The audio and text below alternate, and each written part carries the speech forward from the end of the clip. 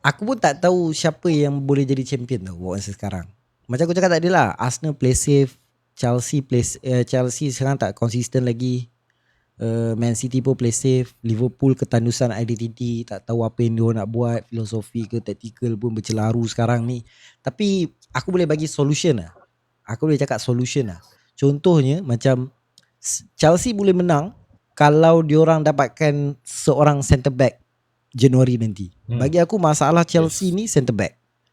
Liverpool boleh menang kalau Florian Wirtz dengan Isak dah klop, dah ada chemistry dengan team. Buat sekarang dua tu memang barai gila lah. Sesko pun lebih banyak gol daripada dia orang.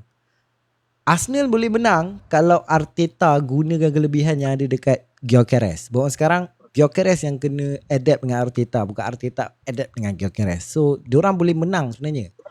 Cuma kena gunakanlah kelebihan Gyökeres tu.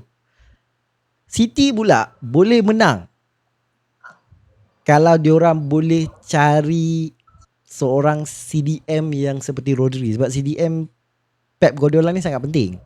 Dan diorang pun dapat satu goalkeeper yang bagi aku memang padu habis lah. Kan goalkeeper bro, Donnarumma bro, bukan biasa-biasa ayamnya. Dan satu lagi, siapa lagi satu Spurs. Apa?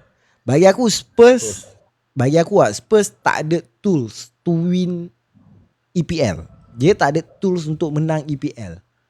Macam contoh, masukkan tools tu apa? Contoh macam City ada Haaland to win a EPL. Arsenal ada Saka, ada Odegaard untuk menang EPL. Manchester United ada Sesko, memang tak ada apa.